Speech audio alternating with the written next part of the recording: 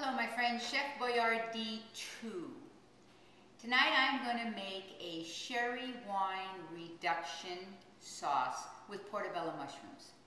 Now the good thing about sherry wine is it is a sweet wine. Looks like this. Make no mistake, this is a wine.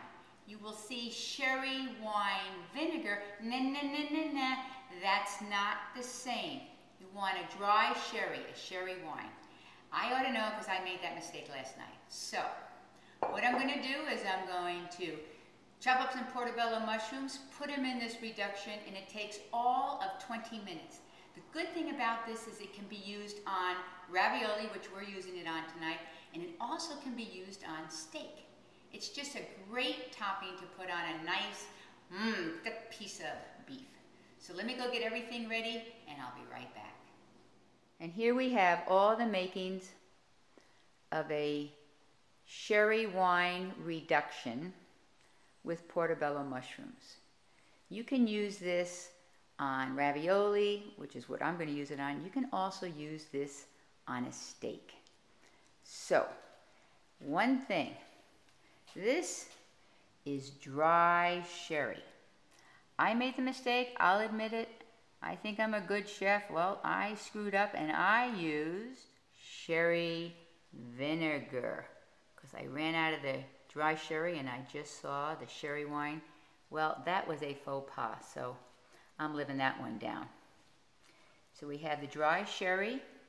I have julienne, some red peppers. I have minced a shallot.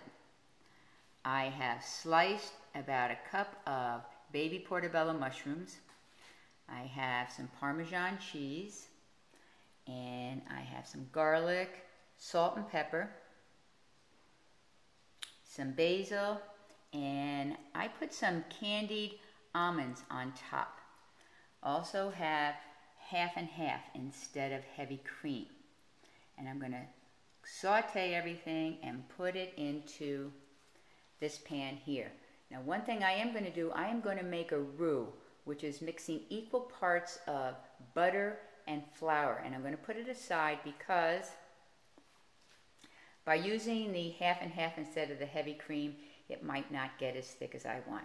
So let's get started. First thing we're going to do is we are going to, in a saute pan, that's one that doesn't stick, I am mixing 1 tablespoon of butter with 1 tablespoon of olive oil, and I'm going to melt that. Next, I'm going to add minced shallots and garlic and saute that for about 3 minutes until the shallots are translucent. I have now added some red peppers, and I'm going to saute them for about 2 to 3 minutes until they are soft. Now that the red peppers are getting soft, I'm going to add my cup of mushrooms, stir them around for about a good 5 to 6 minutes. And you can see they're big here, but they will be shrinking real soon because they have a lot of water in them. Okay, you can see that the mushrooms have shrunk. I am now going to add the sherry wine. I'm going to stir it, turn up the heat, and have it evaporate, get rid of all that alcohol, the good stuff, so that it is half of what it is right here. That's going to take a good 8 to 10 minutes. So I'm going to let it boil, turn up the heat, and have it evaporate. As you can see, it's boiling. I've added some chopped basil, some salt and pepper, and I'm kind of really picking up any scraps on the bottom there that gives it some flavor. But it is evaporating. I have to admit that the aroma is much sweeter than it was last night when I had the vinegar. Ooh, what a faux pas. As you can see, it really has reduced. So now I'm going to add a half a cup half and half. I did a half a cup of sherry and a half a cup of half and half, And I'm going to stir that until that reduces. I feel this is still a little watery because I used half and half instead of heavy cream. So here's part of the roux I made, which is butter and flour mixed together. I'm going to put a little in there and try and thicken this. Now this is really thickening up nicely. I did add some Parmesan cheese to it. Now I'm going to go get my ravioli to put it on top. It looks divine. And here is your finished product.